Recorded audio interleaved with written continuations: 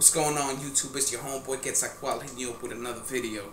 Today we're going to talk about the Nonito Donaire versus Jeffrey Mathebula main event, as well as discuss the undercard, which is Kelly Pavlik versus Will Rosinski. We'll start off with the undercard.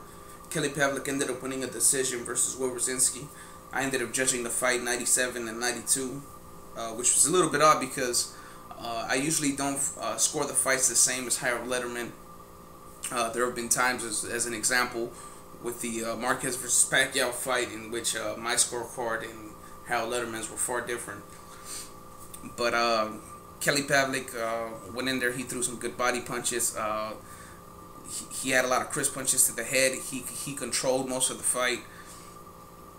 I think it was a good tune-up for him. It went all 10 rounds. He showed a good exhibition of stamina as well. For his opponent, on paper, Rosinski was pretty much just there to get stomped on by Pavlik, and for him to be able to push Pavlik to the 10 rounds, I think that was commendable for him. And I think that this sets up an opportunity for him to fight another prospect at 168, or possibly fight a big name 168-pound fighter, an elite fighter, for a tune-up or something like that. So he does have a big check coming up for him. As far as Pavlik's future, a couple of fighters that are at 168 are tied up at the moment. Andre Ward, for example, he has a fight with Chad Dawson that's coming up in fall. Lucian Boutin and Carl Frost just agreed to a rematch, and they both are going to take interim fights before that rematch. The only viable opponent for him at this moment for Kelly Pavlik is to fight Andre Durrell, but I don't think that Andre Durrell would be the best fight for him to take as a comeback at this time. You've seen that with pure fighters, pure boxers such as Sergio Martinez or Bernard Hopkins. They both gave Kelly Pavlik a lot of problems because of Kelly Pavlik's style. They were both able to pretty much easily outbox him. And Andre Durrell, while he does have somewhat of a suspect chin, as you've seen with Abraham, who was able to knock him down and hurt him, even though he got disqualified later on, you do know that Andre Durrell also has very fast hands, and he's gonna run around a lot in that ring. He's got good footwork and stuff like that, and he's gonna give Kelly Pavlik a lot of problems, and that would not be a good comeback fight. I think that probably he should take maybe another tune-up and then wait for the Carl Froch versus Lucian Boutin rematch to take place.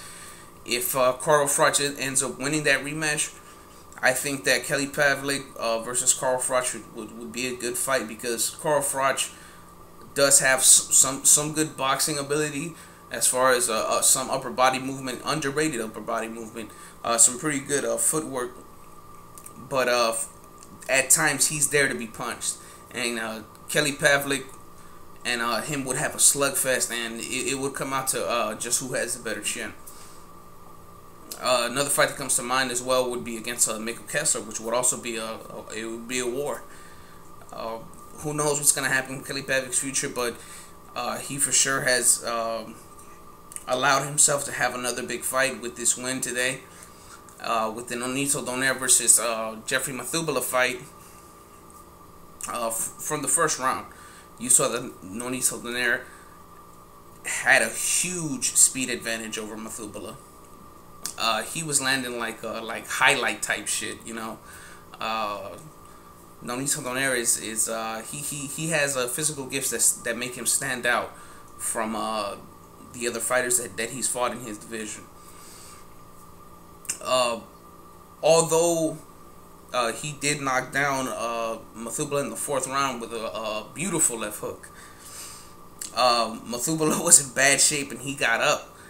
Mathebula was able to recover pretty well and fought respectable for himself.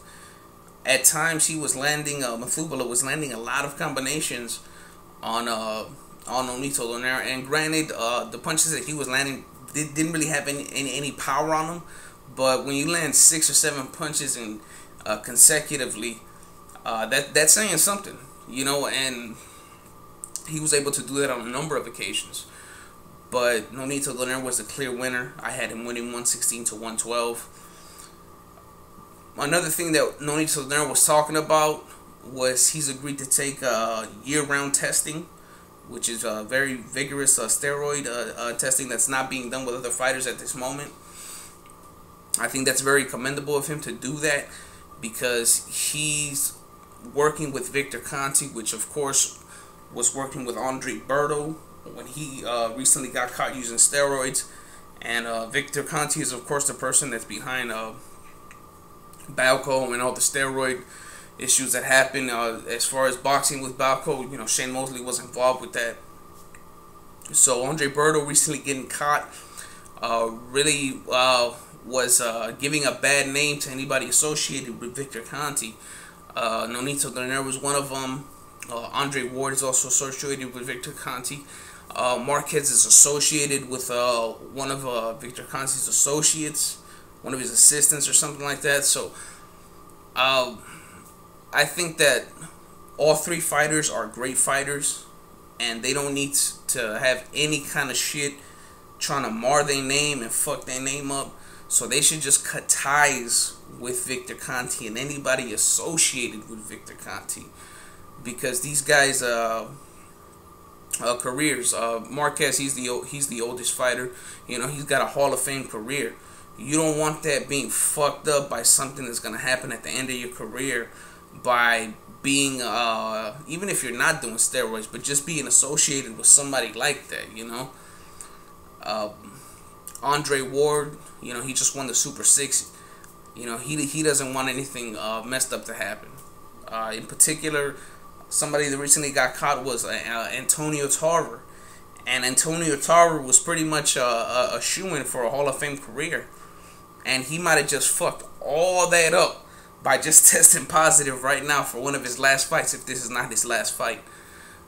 Of course, Lamont Peterson also got caught using steroids, and that pretty much fucked his future up for a while, because he was supposed to have the rematch coming up with Khan, and he was the lineal champion. I think that in order for boxing to survive, they're gonna have to have way more rigorous steroid testing, because the fighters that I just named, Andre Berto, Lamont Peterson, Antonio Tarver, those aren't the only people that are using steroids in boxing. And this sport needs to be cleaned up, not just with steroid use, but with corrupt judging, corrupt promoters. All that shit needs to be fucking clean in order for boxing to survive. And it's good that Nonito and other fighters, Floyd Mayweather was the pioneer of it, that they're starting all of this to try to save this sport. But that's pretty much it. If you liked the video, go ahead and hit the like button and subscribe. Let me know your comments. What do you think of the fights? What do you think of the steroid testing that's going on?